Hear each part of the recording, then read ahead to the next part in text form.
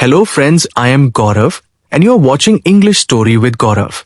If you have problem in speaking and reading English, then you have clicked on the right video. Because on this channel we upload stories in English in which along with background voice there is also caption so that you can reading and listen to English so that both your reading and speaking will become fine.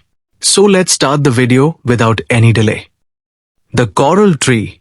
The night had been hot, the rain frequent, and I had been sleeping on the veranda instead of in the house. I was in my 20s, had begun to earn a living and felt I had certain responsibilities. In a short time, a Tonga would take me to the railway station, and from there a train would take me to Bombay, and then a ship would take me to England. There would be work, interviews, a job, a different kind of life, so many things that this small bungalow of my grandfather would be remembered fitfully in rare moments of reflection. When I awoke on the veranda, I saw grey morning, smelled the rain on the red earth, and remembered that I had to go away. A girl was standing on the veranda porch, looking at me very seriously. When I saw her, I sat up in bed with a start. She was a small dark girl, her eyes big and black, her pigtails tied up in a bright red ribbon, and she was fresh and clean like the rain and the red earth. She stood looking at me and was very serious. "Hello," I said, smiling and trying to put her at ease. But the girl was businesslike and acknowledged my greeting with a brief nod. "Can I do anything for you?" I asked, stretching my limbs. "Do you stay nearby?" With great assurance, she said, "Yes, but I can stay on my own." "You're like me," I said, and for a while forgot about being an old man of 20. "I like to be on my own, but I'm going away today." "Oh," she said, a little breathlessly. "Would you care to go to England?" "I want to go everywhere," she said. "To America and Africa and Japan and Honolulu." "Maybe you will," I said. "I'm going everywhere and no one can stop me." "But what is it you want? What did you come for?"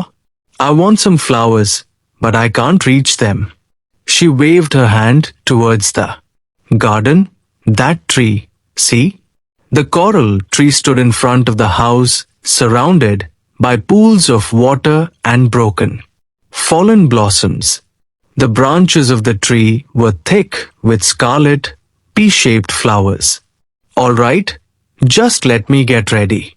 The tree was easy to climb, and I made myself comfortable on one of the lower branches, smiling down at the serious upturned face of the girl.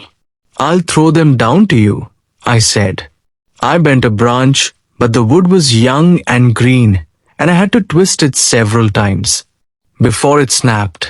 "I'm not sure I ought to do this," I said as I dropped the flowering branch to the girl. "Don't worry," she said. I felt a sudden nostalgic longing for childhood and an urge to remain behind in my grandfather's house with its tangled memories and ghosts of yesteryear. But I was the only one left, and what could I do except climb tamarind and jackfruit trees? "Have you many friends?" I asked. "Oh yes." "And who is the best?" "The cook. He lets me stay in the kitchen, which is more interesting than the house. And I like to watch him cooking. And he gives me things to eat and tells me stories." "And who is your second best friend?" She inclined her head to one side and thought very hard. "I'll make you second best," she said. I sprinkled coral blossoms on her head. "That's very kind of you. I'm happy to be second best." A Tonga bell sounded at the gate, and I looked out from the tree and said, "It's come." "For me? I have to go now." I climbed down. "Will you help me with my suitcases?" I asked as we walked together towards the veranda. "There's no one here to help me," I am the last to go. Not because I want to go, but because I have to. I sat down on the cot and packed a few last things in my suitcase. All the doors off. The house were locked. On my way to the station, I would leave the keys with the caretaker. I had already given instructions to the agent to try and sell the house. There was nothing more to be done. We walked in silence to the waiting Tonga, thinking and wondering about each other. The girl stood at the side of the path on the damp earth, looking at me. Thank you, I said. I hope I shall see you again. I'll see you in London, she said. Or America or Japan. I want to go everywhere. I'm sure you will, I said. And perhaps I'll come back and we'll meet again in this garden. That would be nice, wouldn't it? She nodded and smiled. We knew it was an important moment. The Tonga driver spoke to his pony, and the carriage set off down the gravel path, rattling a little. The girl and I waved to each other. In the girl's hand was a sprig of coral blossom. As she waved, the blossoms fell apart and danced lightly in the breeze.